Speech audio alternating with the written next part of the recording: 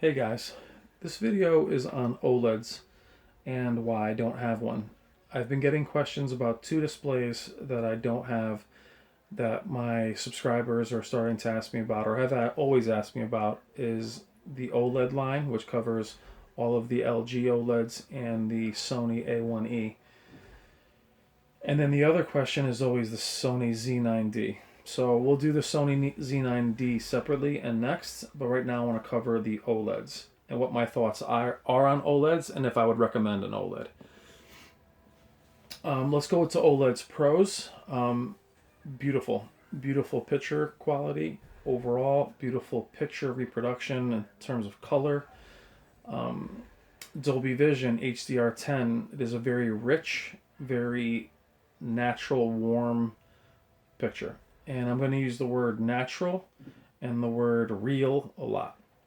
Because to me, OLED is one of those TVs that you set up, you don't have to mess with the settings a whole lot, and you just watch it.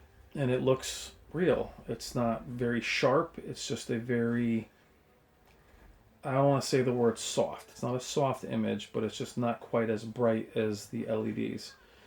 It's a very wide viewing angle that the LEDs just cannot match. Its design is beautiful.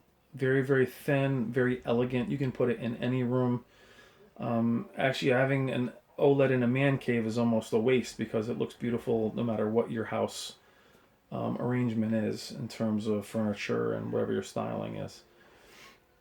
So people that aren't on this channel, I tend to recommend OLED to.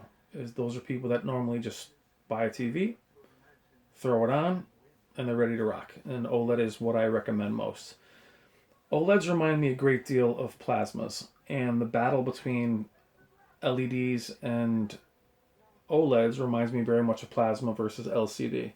Very rich picture, beautiful colors, perfect blacks, perfect motion, where LEDs were sharper, brighter, more vibrant, but the picture quality wasn't quite as good.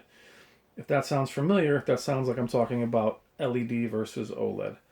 And it's the same argument. I can't really say which is better. I would say what you like better is different.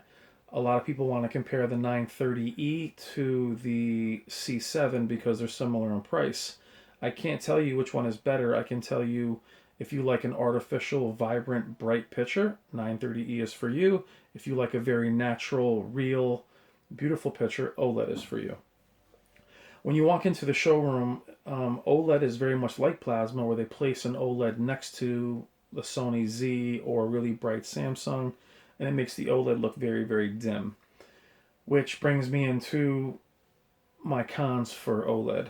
And being a plasma owner, I had the ST60, which was one of the highest rated plasmas towards the end of plasma's life cycle. And though I loved its richness and how beautiful the picture was, and how even natural the picture was, it never blew you away. It never had that wow factor. It just had that, wow, that's nice. And that's kind of where I want to go with this, guys, is that as a user of somebody who watches content, it's really what you have as far as preference. So the biggest drawbacks for me is OLED is obviously their peak brightness, their ability to sustain that brightness for long periods of time. I'm not a big fan of the ABL, which dims the picture automatically. They max out at 65 inches. Now they go up to 77 inches, but they're between 20 and 30,000, which isn't very realistic. So that's out of most people's market. And also they've evolved every year a great deal. Their brightness is much higher than it was a few years ago. Its input lag is almost nothing compared to what it was. So for me, it's not quite there yet. In a few years, I believe it will be the future. I just don't believe the future is right now. It also, in those deep, deep blacks, it tends to crush the blacks here and there, and it tends to lose some detail in the whites. So for me, OLEDs just aren't quite there yet. As beautiful as they are, they're not for me, and they're not big enough. So those are my thoughts on OLED. Thank you guys, as always, and keep the comments and questions coming. Thank you.